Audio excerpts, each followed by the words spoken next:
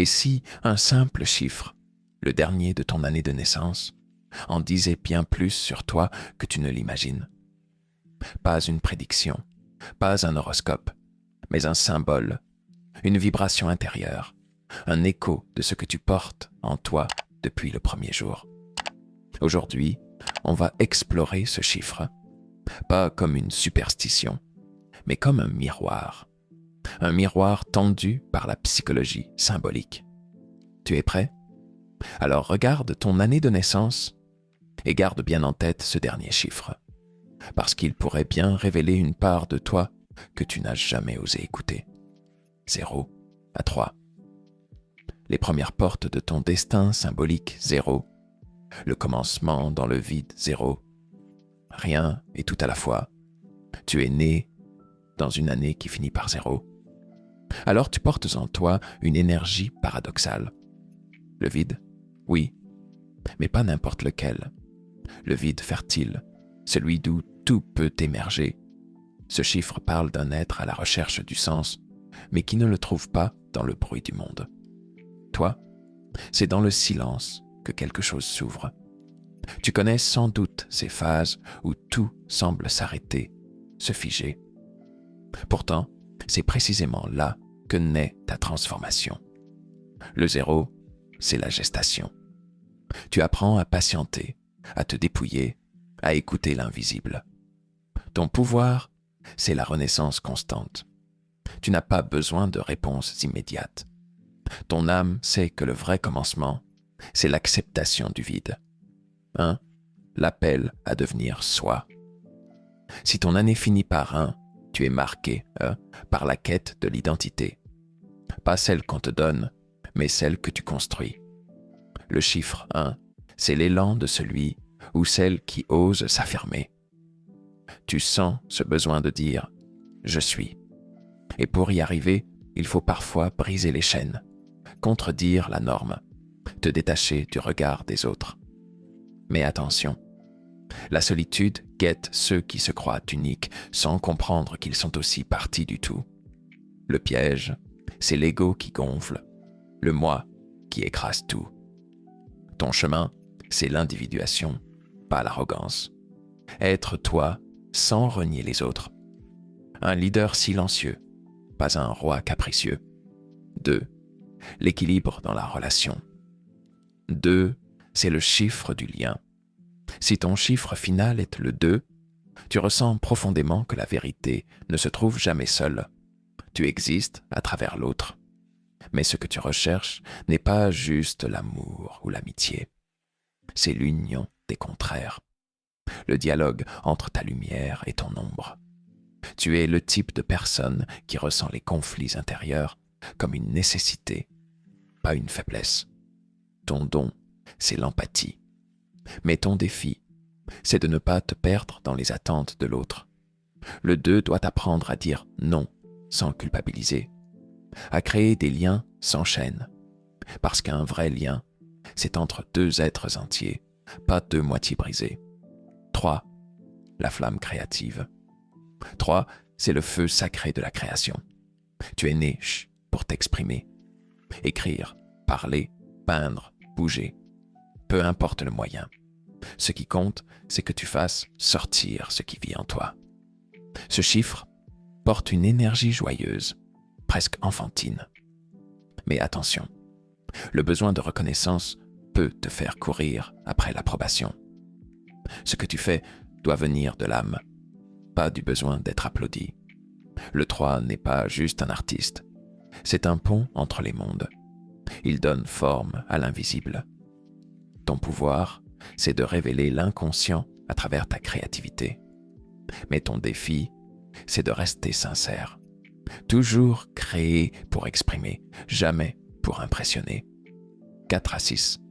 La structure, la liberté et l'amour en chemin. 4. Le bâtisseur de monde. Si ton année de naissance se termine par un 4, tu es l'architecte silencieux de ta propre vie. Le chiffre 4 symbolise la stabilité, les fondations, les piliers invisibles qui tiennent l'ensemble. Toi, tu ressens instinctivement que rien de durable ne s'obtient dans la précipitation. Tu avances lentement, méthodiquement. Tu fais partie de ces âmes qui croient au travail, à la constance, aux efforts répétés. Tu n'as pas besoin de briller. Tu veux que ça tienne. Mais attention, la structure peut devenir prison. Trop de contrôle peut assécher l'âme. Tu dois apprendre à bâtir des cadres flexibles, des structures qui respirent. Accepte que l'ordre n'est pas l'ennemi du mystère, que la discipline peut être sacrée sans devenir rigide. Le 4 est aussi relié à la terre, au cycle, au rituel. Si tu transformes tes habitudes en offrande, ta vie entière devient un sanctuaire. Ton don, c'est d'incarner la stabilité dans un monde en chaos. 5. L'appel du vent. Le chiffre 5, c'est l'instinct du nomade. Si c'est ton chiffre, alors en toi brûle la soif d'ailleurs. Tu ne tiens pas en place. Le même endroit, les mêmes gens, les mêmes routines. Tu suffoques. Tu es né pour explorer. Mais ce n'est pas toujours une aventure extérieure. Souvent, ton plus grand voyage est intérieur. Une quête d'identité, un besoin de redéfinir qui tu es, encore et encore. C'est l'énergie du changement, du mouvement, de la curiosité. Tu veux sentir, toucher, goûter, expérimenter. Et parfois, tu fuis. Tu fuis l'ennui, la responsabilité, la douleur. Le vrai défi du 5, c'est de transformer l'instabilité en élan spirituel. De ne pas juste courir après la nouveauté, mais de donner un sens à ce que tu découvres. Tu n'es pas un touriste de la vie, tu es un explorateur, et ton but, c'est la transformation consciente. 6. Le cœur en offrande. Si ton année finit par un 6, alors ton âme sait ce qu'aimer veut dire. Pas l'amour glamour ou spectaculaire, mais l'amour discret et profond, celui qui soigne, qui soutient, qui sacrifie. Le 6 est lié à l'archétype du soignant. Tu ressens les besoins des autres avant qu'ils ne parlent. Tu es peut-être cette personne vers qui tout le monde se tourne sans même s'en rendre compte. Mais attention, le danger, c'est l'effacement. Donner jusqu'à se vider. Être aimé pour ce que tu fais et non pour ce que tu es.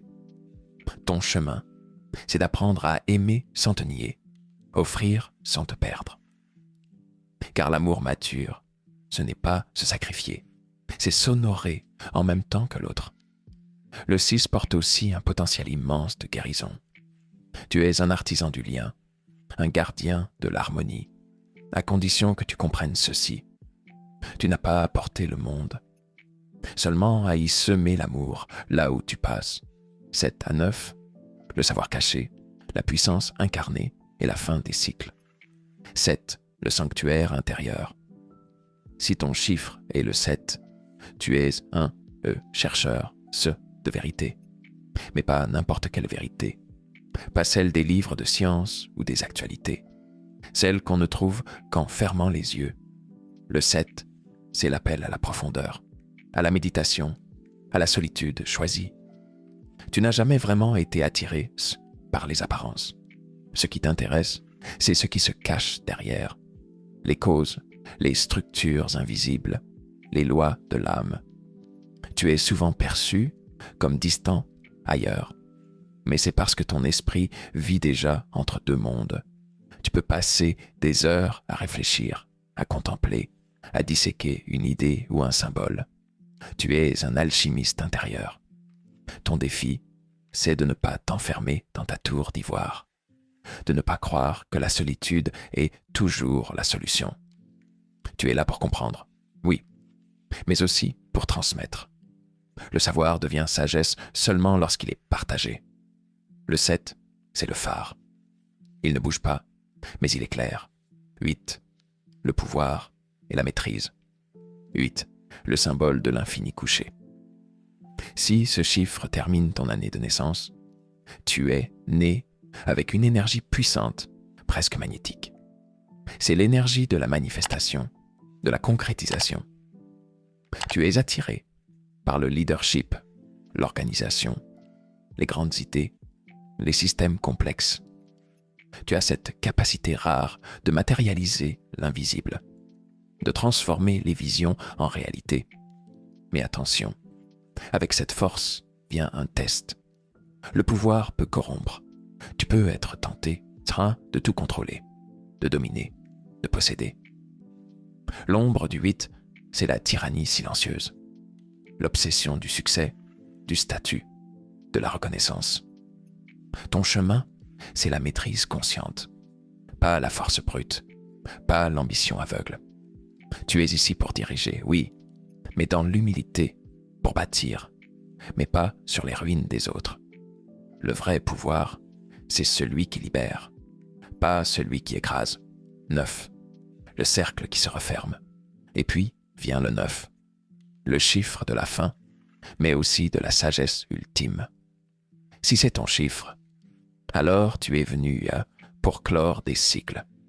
Tu es l'enseignant, le guide, le sage ou la sage qui porte en soi les leçons d'une vie entière. Tu as peut-être vécu des épreuves très tôt, des pertes, des transitions, des détachements. Mais c'est précisément là que ton pouvoir est né, dans la capacité à lâcher prise, à voir plus grand, plus loin. Le 9 n'a plus besoin de se prouver. Il donne, il inspire, il guérit. Tu peux te sentir attiré par les métiers d'aide, l'art, l'enseignement, la transmission. Tu ne cherches pas la victoire personnelle. Tu cherches la transcendance. Mais attention, ne t'oublie pas dans le collectif. Ne te fonds pas dans les autres au point de t'éteindre. Ton rôle est de clore avec grâce, pas de disparaître. Tu es un feu qui éclaire ceux qui viennent derrière, une mémoire vivante, un pont vers l'invisible.